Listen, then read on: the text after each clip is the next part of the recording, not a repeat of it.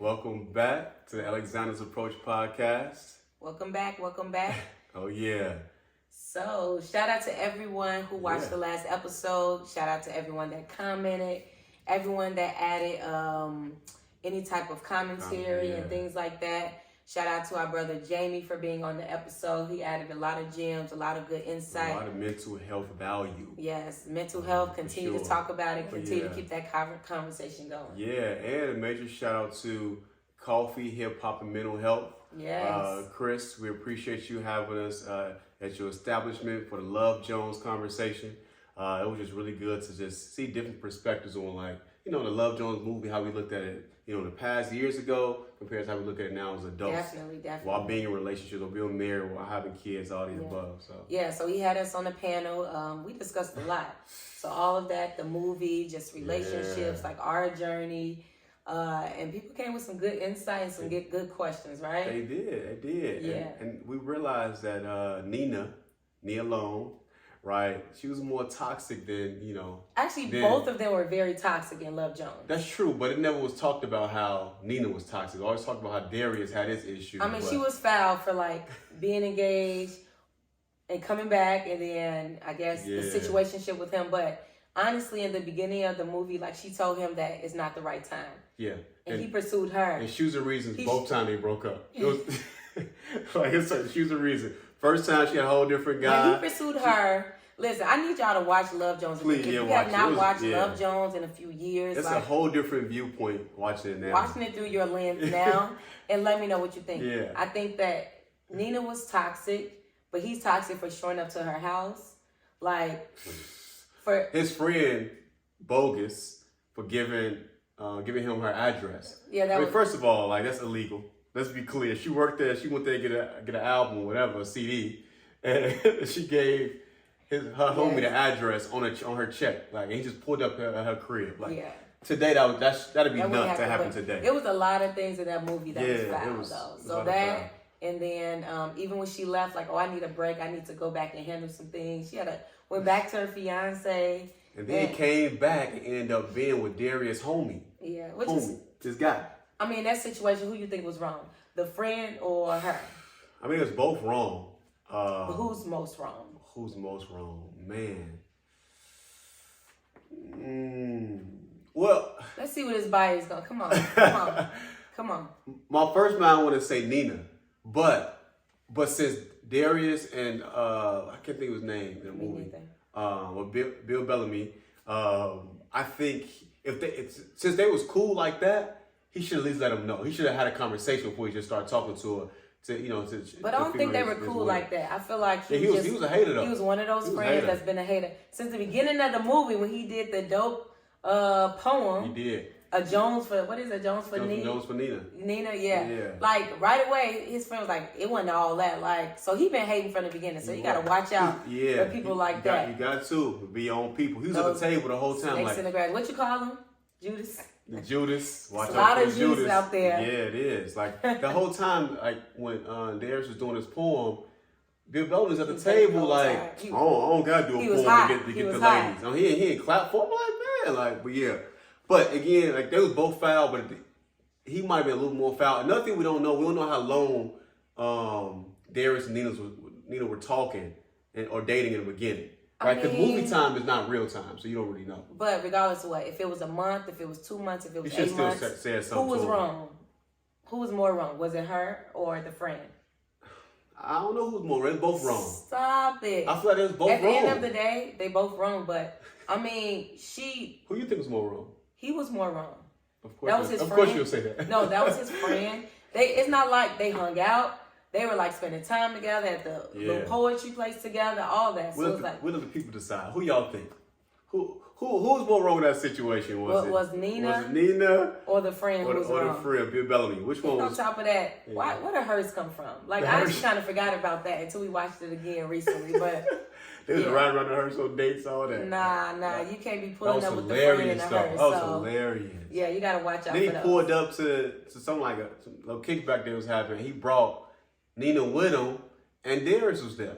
It was just watching that movie crazy. Today, it definitely was a different I had a different mindset and different kind of like opinion on everything. And he was rude to her. Like very rude to her. Yeah, so, he had his moments. Like, but deservingly so. But it's crazy because she was bogus, she was petty. She said she didn't trust him, and really he should have not been trusting her based on what she did. Yeah. Oh, right. I hear exactly. you. I hear you.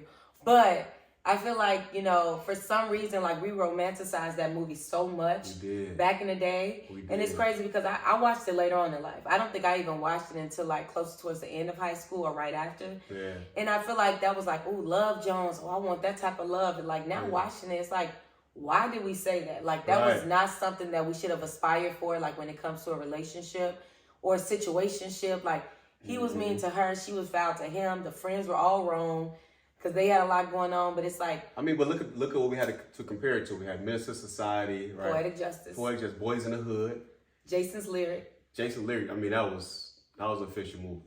I never saw Jason's Lyric was dope. That was my joint for sure. But it's like, why is it that like all of like the Black love movies, like back in the day, like they all seem toxic, like, or the foundation was very toxic. The foundation, yeah. Like it was never like, think of like The Notebook, or it's another movie too that I always like, but like Twilight. I love Twilight. You watch all 20 of them. I literally can't really. Maybe it just, I don't know. Maybe I'm just missing, but I can't remember like. But when it comes to Twilight, like I can't remember like a movie that's focused on Black love that's just like a beautiful kind of like love story without drugs, gangs, violence, anything like I can't remember outside of TV shows. Yeah. Like what else is crazy is that I'm just not realizing that How to Be a Player came out the same year as Love Jones. Like how? Because I mean, you look at a movie like Love Jones and How to Be a Player. Bill Bellamy just playing the same character. He was the same. He was the same person in both movies. The same character. But both of those a big difference in like the way dating I guess worked. But yeah, so. I definitely think like it was a good movie overall. Very good discussion. Shout out to again, Coffee, Hip Hop, and Mental Health for having us. Yeah, so make sure y'all watch it again and have some good discussions about it, and let us know in the comments what y'all think. Watching it now. Was it a toxic movie or was it a for real love story or ghetto love story? Yeah, and hopefully it worked out in the end. We don't know, right? They're supposed to move. Like you never know. Home. Who knows? All of these, I feel like all of these shows, all of these movies, like they coming back. Think of like Best Man and all that. They coming back with like part 2 and things like that. You never know. We may get another movie out. I don't know about that one. Why not? Well, no, I can't see another Love Jones. You never know. You never know. I didn't think another Best Man and all that was gonna keep happening either. That's true. So. That's true. Yeah. All right. So you brought up a really interesting topic, or even just overall just thought about when you get married and the minister says for better or for worse. Oh, for at the event that we were just at the event, and that's crazy. You made me think about that, and I'll let you talk more about it because you were saying that we don't realize what that truly means for better or for worse until you really get into a marriage and the worst things that could happen. Yeah. I definitely think like just not that we're super young, but just like being young and married. Like when we're married, it's like, oh yeah, for better or for worse. Yeah. And I just feel like after like talking to certain people and just hearing about like different stories, like you don't realize in that moment because you're so happy you're getting married and you're doing your vows and it's like, this is the best day of my life. And it's like, you don't realize like for better or worse literally means for better or for worse. So that doesn't always mean that someone's going to get sick or disabled or, someone may pass away. Like that means like for better or for worse, like if something is not working out for your spouse, let's say they're having issues with their family, they're having issues financially, they're having issues with work and issues with just mental health and things like that. For better or worse really means like you have to be there or you're expected to be there through it all. And I don't think that that's really thought about because in the moment it's like you are super happy and life is just grand. But it's like what happens when life is not grand? And I'm sure there's a lot of people who can attest to this, especially like more seasoned, married couples who've been through a lot more than what we have. We only going on 7 years in. But it's like, it's crazy because sometimes I think, you know, for better or worse, like we don't even know what the worst is because we haven't been through a lot. That's true, but to your point, when you think worse, you think worse, right? You think the absolute worst, like you say, maybe death or disabled or just something like extreme. But you don't think about a financial burden, somebody losing their job, or like somebody just really stressed, a high anxiety or mental health. You don't think about those things because to me, that's probably not the worst. Yeah. You know, so I had never, much worse than that. I had never pondered that when the minister, you know, when they actually said that at our wedding. I'm like, that's not something I ever thought about. Yeah. And I think, like, you know, that's something that, you know, should be talked about more. And I know we had Jamie on the last episode talking about mental health. And it's like, those are things, like Twitch.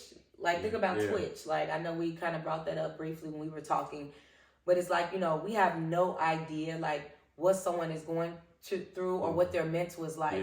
And just through social media, somebody like that seems super happy. Just like a day before was like dancing and celebrating with his wife. And then next thing you know, like, he killed himself. It's gone. So it's like, you literally have no idea like what people are going through. And it's like, for better or worse means like, you never know like what worse is. You just kind of like have to be prepared for what the worst means. I think sometimes we lose sight that we're marrying an individual in a sense, right? It's like, you're in a relationship, you become cohesive, you become one, all that is true, but to an extent, because this person was who they were before you married them. The personality, you know, things they believe in, like things that they deal with internally, you know, family issues. They bring all these family, and I don't think that's talked about either. Like when you marry someone, like you marry into their family.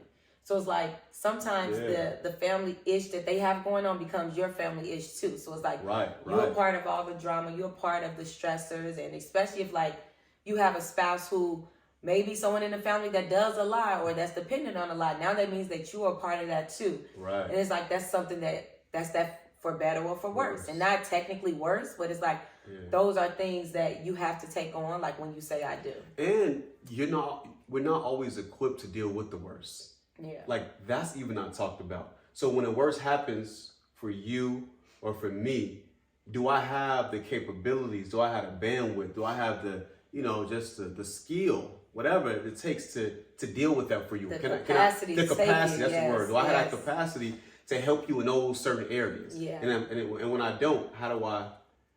And I think we talked about that at the event as well. It's like, that's why, and with Jamie as well, but that's why mental health is so important. So it's like, if you know your spouse is struggling and you know, like, they're having issues and you can't help them, like, are you doing what it takes to help your spouse? So if you see your spouse struggling, you know, like, man, like, they probably should go and talk to a therapist. Are you open and honest and feel comfortable enough to say that to your spouse? Like, look, you just been real different, like something ain't right, like what you need from me, or this is what I suggest. Like, and I think it's important that when it comes to that better or for worse, that you're able to like just have transparent conversations with your spouse, even if it's not easy conversation to have. Yes, that's spot on. Even if it's not easy to have, because that's also a part of it. You might not want to, you know, trigger anything in your spouse, or you might not want to just bring certain things up to start, you know, argument or anything like that. So, like to that, like you just have to be truthful no matter what, in terms of how it's gonna make them feel. But yeah, for better or for worse, man. I enjoy those tough conversations sometimes. Like you do. Yeah, you know. Sometimes when it's like, I feel like it's a challenge, like, you know, if it's something going on and most people may shy away, I feel like, you know, it's a challenge to say, like, you know, how we going to handle the situation, how we going to discuss it, how we going to work through and navigate through. Like, I think those are good, constructive communication questions. That's good to know that. I'm not, like, for real, that's good to know you enjoy them challenging conversations. Because there are certain things I might not bring up to you because it might be challenging, right? Or might, you know. Don't be scared. All right. Okay. Y'all heard it. Y'all heard us. So I'm bringing certain things up. Let's do it. Do your thing. You gonna be ready? You gonna be ready? All right. Cool. But yeah, for better for worse, that's a real one. Yeah. That's a real absolutely. one. Absolutely. But most important, like you said, be willing to support your partner, your spouse, girlfriend, boyfriend, whoever. Like if it come down to that, by any means necessary, you gotta get them right. By any means. Because if not, it'll get worse and worse. Yeah. And then it gets to a point where it's hard to fix for anybody. Yeah. So, have those tough conversations now. Yes. Don't wait. Absolutely. Yeah. All right. So I'm sure y'all been following the media, specifically social media, and y'all saw the situation where the lady interviewed Michael B. Jordan, and I guess in the past they went to school together. I think they was in seventh grade together, something like that. And she was bullying him, or she was talking about him. He's of course Michael B. Jordan used to he was acting at an early age. And so I guess he was walking around school. He was trying to be an actor and all that. Yeah, he was trying to be walking around with his headshots. And they was talking about him. But then I was reading more into the story, watching the video, and I guess it was either she said something then, or one of her co-hosts had mentioned it as well. So he thought it was basically called him corny. Like yeah. And he reminded her like, yeah, you called me corny, and she was like, no, I wasn't like that. And he was like, no, it was like that. It's so crazy that like after all these years, all these experiences and things that he's been a part of, like in that moment when that's she deep said though. That's at the core. He like, I can't wait. But I mean, you got teased a lot when you were a kid, right? I don't know where you got that from. Now I'll say this. We had.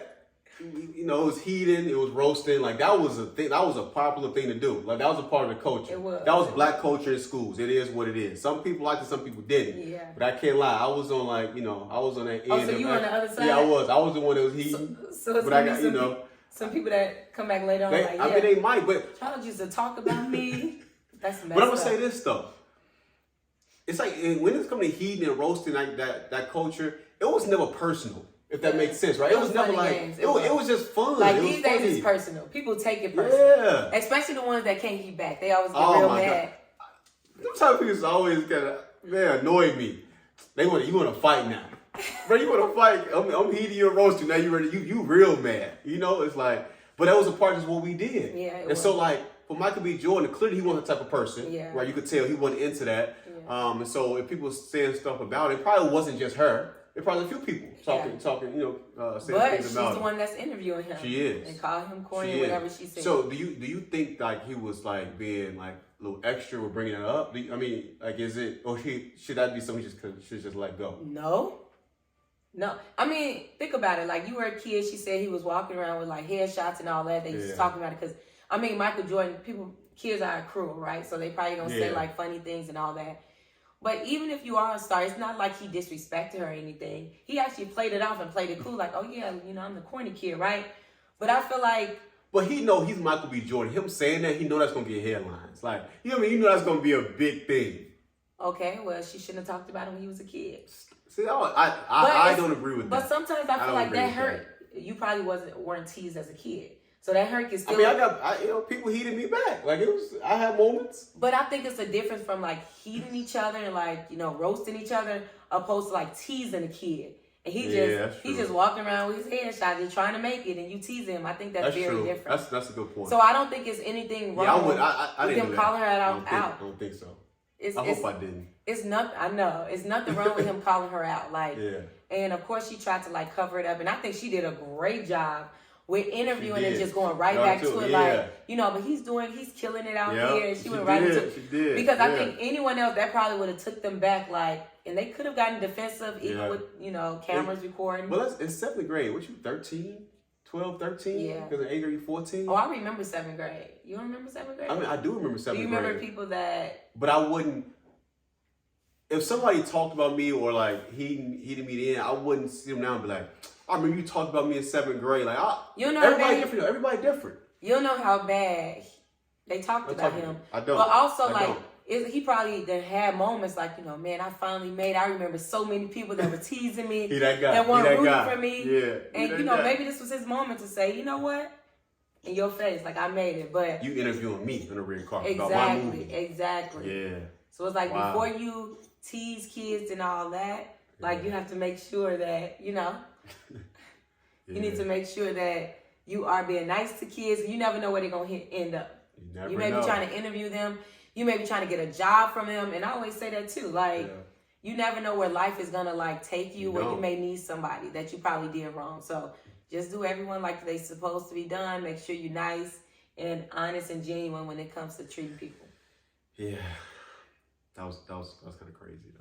It was. That was kind of crazy. I don't think it was necessary personally, but again, everybody take things differently. And she's apologized even multiple times out there, like it wasn't like that, it wasn't that serious, but like she said, it was 7th grade. Like, come on, bro. Yeah, I don't think he holding a grudge or nothing, but I think like, it seemed like. I mean, but if you have the opportunity to call people out that's trying to interview you, and like I said, I think he did it in a very joking way. You know what's crazy though? Like, he's Michael B. Jordan. So the fact that she's interviewing him, like, that's already, what he wants to accomplish has already happened. You see what I'm saying? Like, it's your movie. She talked about you, but she's on this red carpet trying to, interview you, get questions out, whatever, ask you questions. So he didn't have to say it because it was already. But I think because it was already fresh, established. It had just happened. Like, so they had just brought it back up. Or something like that. Yeah, so I don't think, okay, it was 7th grade. This is my first time seeing you, and now I'm 30 plus years old, and I'm going to bring it up. Right. But like the fact that it just happened again, and they were talking about it and kind of like, talking about him in a negative way, saying that he's corny. Now that she's interviewing him, it's still very fresh. So he's probably like, oh yeah, I'm corny, right? That's what you said. And of course, he caught her off guard because she didn't know what to say. That's true. But it was good, though. It was good. Wow. I'm good. Okay. How you feeling? I'm good. You good? I'm good. So, the next episode, we have some guests coming on, right? Yeah, so make sure y'all tune in. You'll see who the guests are. Yeah, make sure. We got a good episode. All our Chicago people. It's going to be a good conversation around a lot of things I think y'all might be interested in. So make sure to tune in next week because we definitely have some really great guests coming on with some really interesting conversation. Absolutely. So continue to subscribe, add us on social media. The Alexander's _approach. Yes. So subscribe, like, comment. Yeah. Let us know in the comments if there's other topics you all want us to touch on. Yes. We'll definitely do so. But yes, go ahead and keep the love coming. We definitely appreciate it all. Or if they're guests or people that has an interesting story on whatever it is, right? No limit. No limit. Just send us an email, DM, whatever. Let us know, and we'll definitely look into that as well. So, we just getting started, y'all. We appreciate y'all rocking with us. Keep the journey going. The Alexander's Approach. We out.